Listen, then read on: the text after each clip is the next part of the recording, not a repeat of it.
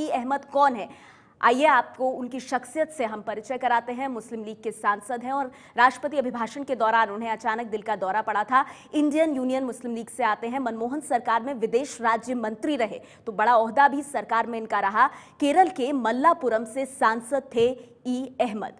केरल के कन्नूर के रहने वाले थे और कल राष्ट्रपति अभिभाषण के दौरान उन्हें दिल का दौरा पड़ा था। अपनी कुर्सी से वो गिर गए थे, उसके बाद उन्हें अस्पताल ले जाया गया था।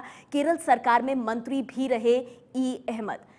7 बार विधायक रहे और आपको बता दें, प्रधानमंत्री नरेंद्र मोदी ने आज दुख जताया ई अहमद साहब के निधन पर। बड़े नेता अस्पताल पहुंचे और एबीपी न्यूज संवाददाता राजकिशोर हमारे साथ फोन लाइन पर जुड़ गए हैं। राजकिशोर, क्या ये अब तकरीबन तय माना जाए कि ई अहमद साहब के निधन के बावजूद जिस तरह की तैयारियां बजट को लेकर हुई हैं, उसे देखते हुए आज बजट तय समय पर पेश करेगी सरकार?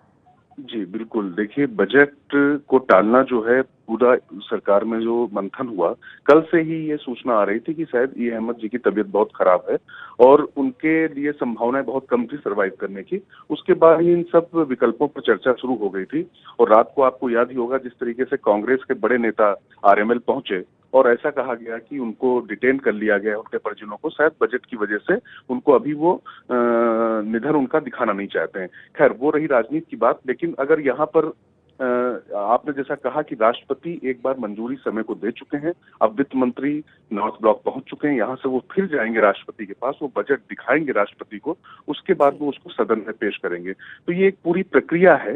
इस प्रक्रिया को बीच में बाधित करने का मतलब एक बार नए सिरे से फिर से ये पूरा प्रोसेस करना पड़ेगा और राष्ट्रपति भवन से फिर से एक मंजूरी दिलानी पड़ेगी। तो ऐसे में सरकारी सूत्रों का ऐसा कहना है और जो तमाम बड़े विपक्षी दलों के नेताओं से भी सरकार संपर्क में रही है, बात हुई है तमाम संविधान विशेषज्ञों से, तो उस पे ये तय पाया गया कि ये बजट जिस तरीके से, जिस प्रक्रिया से जारी होना, आप कह रहे हैं कि जिस तरह की बड़ी तैयारियां हुई हैं, उसे देखते हुए सरकार ने मन बनाया है कि घटना दुखद है, लेकिन तय समय पर बजट पेश होगा।